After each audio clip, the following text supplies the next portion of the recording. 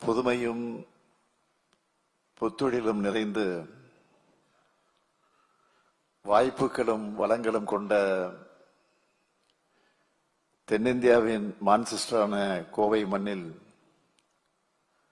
உங்களையெல்லாம் சந்திப்பதிலே நான் மிகுந்த பெருமகிழ்ச்சி அடைகிறேன். தொடக்கத்திலே பேசின மரியாதைக்குரிய LMW செயல் தலைவர் சஞ்சய் ஜெயவர்தனவேல் அவர்கள், நான் அடிக்கடி இந்த பகுதிகளுக்கு வருவதால் பல திட்டங்கள் வந்திருக்குன்னு சொன்னார். நான் முதலமைச்சராக பொறுப்பேற்றதிலிருந்து 15 முறைக்கு மேல இந்த கோவைக்கு மட்டும் வந்திருக்கிறேன். இன்னும் சொல்லணும்னா நான் அதிகமாக விசிட் பண்ண மாவட்டம் இந்த கோயம்புத்தூர் தான். அது மட்டுமல்ல, அவர் பேசுகிற போது இன்னொரு செய்தியை சொன்னார். என்னுடைய தொடர் ஆதரவால இந்த பகுதி நன்கு வளர்ச்சி அடைகிறது என்று பேசினார். அவருக்கு மட்டுமல்ல, இங்க இருக்கக்கூடிய உங்க எல்லோருக்கும் நான் சொல்லிக் கொள்வது, எங்க ஆதரவு எப்பவும் உங்களுக்கு இருக்கும். அதே மாதிரி கடந்த நாடாளுமன்ற தேர்தலை போல வருங்காலத்தில் உங்கள் ஆதரவை எங்களுக்கு தர வேண்டும். அதுதான் முக்கியம். உங்களுக்காக தொடர்ந்து நானும் திராவிட மாடல் அரசும் உழைப்போம் என்பதை உறுதியோடு சொல்லிக் கொள்கிறேன். அந்த அடிப்படையில் பல்வேறு திட்டங்களை முதலீடு செய்ய ஆர்வத்தோடு வந்திருக்கக்கூடிய உங்க எல்லாரையும் தமிழ்நாட்டின் முதலமைச்சர் என்ற முறையிலும் நான் வருக வருக என வரவேற்க கடமைப்பட்டிருக்கிறேன். மீண்டும் முதலீடுகளை செய்பவர்களுக்கு என்னுடைய நன்றியையும் வணக்கத்தையும் தெரிவித்துக் கொள்கிறேன். இந்தியாவினுடைய எடிசன் GD நாயுடு, அருட்செல்வர் பொள்ளாச்சி மகாலிங்கம் போன்ற ஏராளமான திறமைசாலைகளை தந்து புதுமையான முயற்சிகளுக்கும் கடுமையான உழைப்புக்கும் பெயர் பெற்ற இந்த கோவை மண்ணில் தமிழ்நாட்டோட அடுத்த கட்ட பாய்ச்சலுக்கு துணையா இருக்க போறவங்களை எல்லாம் ஒன்றிணைச்சு இந்த மாநாட்டை ஏற்பாடு செஞ்சிருக்கக்கூடிய நம்முடைய மாண்புமிகு தொழில்துறை அமைச்சர் தம்பி TRB ராஜா அவர்களுக்கும், அவருக்கு துணை நிற்கக்கூடிய அந்த துறையினுடைய செயலாளர் உள்ளிட்ட அனைவருக்கும் என்னுடைய வாழ்த்துக்கள். இங்கே வந்திருக்கக்கூடிய முதலீட்டாளரான நீங்க மற்றும் ஒரு மாநிலத்துக்கு வரல. கடந்த 4 ஆண்டுகள்ல கடுமையான உழைப்பை செலுத்தி ஏராளமான முதலீட்டாளர்களோட தொழில் நிறுவனங்களோட நம்பிக்கையை பெற்று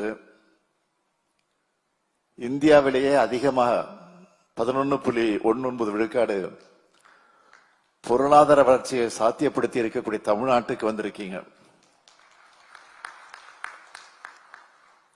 திராவிட முன்னேற்ற கழக ஆட்சியும் தமிழ்நாட்டு வளர்ச்சியும் பிரிக்க முடியாதது. ஏன்னா இந்த தமிழ்நாடு அறிவுத்தரத்திலையும் உழைப்பிலையும் சாதனைகள் படைக்கிறதுலையும் உலக நாடுகளுக்கு இணையா இருக்கணும் என்னும் எங்களுடைய லட்சியம். அந்த லட்சியத்தை அடையணும் என்ற வேட்கை எங்களுக்குள்ள இருப்பதால் தான் தொலைநோக்கு பார்வையோட மற்ற மாநிலங்களுக்கெல்லாம் 25 ஆண்டுகள் அட்வான்ஸா சிந்திச்சு திட்டங்களை செயல்படுத்திக்கிட்டு இருக்கோம். 1971 சிப்காட் ஆரம்பிச்சதா காரணத்தினால்தான் உலகமயமாக்க அறிமுகமான பிறகு அந்த வாய்ப்புகளை தமிழ்நாடு சிறப்பா பயன்படுத்திக்கிச்சு. கம்ப்யூட்டர் தான் இனி எதிர்காலம்னு பாடத்திட்டத்தில் சேர்த்தோம். இந்தியாவிலேயே முதல் மாநிலமா 1997 IT பாலிசி கொண்டு வந்தோம். டைடல் பார்க் உருவாக்கணும். இப்படி என்னால லிஸ்ட் போட்டு சொல்லிக்கிட்டே போக முடியும். இப்படியெல்லாம் அட்வான்ஸா செயல்பட்ட காரணத்தாலதான் ஆட்சி மாற்றத்தால் இடையிடையே சிறு தொய்வு ஏற்பட்டாலும் தமிழ்நாடு நம்பர் 1 மாநிலமாக தலை நிமிர்ந்து நிற்குது.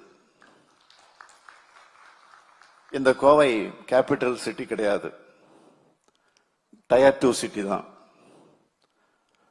ஆனா நீங்க இங்க வரும்போது பார்த்திருப்பீங்க, LNT, LMW, CRI pumps, Cognizant, Bannari Amman குழுமம், ஃப்ரூட்ஸ் குழுமம்னு ஏராளமான நிறுவனங்களும், 60க்கும் மேற்பட்ட ஜிசிசி நிறுவனங்கள், 1702 புத்தொழில் நிறுவனங்கள், 22 இன்குபேட்டர்கள்னு ஏராளமான நிறுவனங்களும் நிறைந்திருக்கிறத பார்த்திருப்பீங்க. இதே நிலை தமிழ்நாடு முழுக்க இருக்கணும், தமிழ்நாடு வளரணும். அதுக்கு நீங்க எல்லாரும் துணை நிற்கணும். நான் முதலமைச்சரா பொறுப்பேற்றதும் அனைத்து மாவட்டங்களுக்கும் பரவலான சீரான வளர்ச்சி இருக்கணும்னு சொன்னேன். அதனால தொழில்துறையை சார்ந்த யாரை நான் சந்திச்சாலும் தமிழ்நாட்டுக்கு முதலீடு செய்ய முன்வாங்கன்னு கோரிக்கை வைக்கிறத வழக்கமா வச்சுக்கிட்டு இருக்கிறேன். தனிப்பட்ட முறையில் மட்டும் இல்லாம சிறிய அளவிலையும் பெரிய அளவிலையும் முதலீட்டாளர்கள் மாநாட்டை நடத்தி தமிழ்நாட்டில் இருக்கிற வாய்ப்புகளை எடுத்து சொல்லி முதலீடு செய்ய அழைப்பு விடுக்கிறோம். UAE, Singapore, Japan, Spain, America, Germany, England ஆகிய நாடுகளுக்கு நானே நேரடியா போய் பல்வேறு தொழில் நிறுவனங்களோட தலைமை பொறுப்பில் இருக்கிறவங்களை எல்லாம் சந்திச்சு தமிழ்நாட்டில் இன்வெஸ்ட் பண்ண வாங்கன்னு அழைப்பு விடுத்திருக்கிறேன். இப்படி நடத்தப்பட்ட 17 முதலீட்டாளர் மாநாட்டோட விளைவா இதுவரைக்கும் 1016 புரிந்துணர்வு ஒப்பந்தங்கள் மேற்கொள்ளப்பட்டிருக்கு. இது கடந்த ஆட்சி காலத்தின் கடைசி 4 ஆண்டுகளை விட 2.5 மடங்கு அதிகம். இந்த புரிந்துணர்வு ஒப்பந்தங்கள் மூலமா 11,40,731 கோடி ரூபாய் அளவுக்கு முதலீடுகள் உறுதி செய்யப்பட்டு நேரடியாகவும் மறைமுகமாகவும் 34 லட்சம் பேருக்கு மேல வேலை வாய்ப்புகள் பெறுவதை உறுதி செஞ்சிருக்கிறோம்.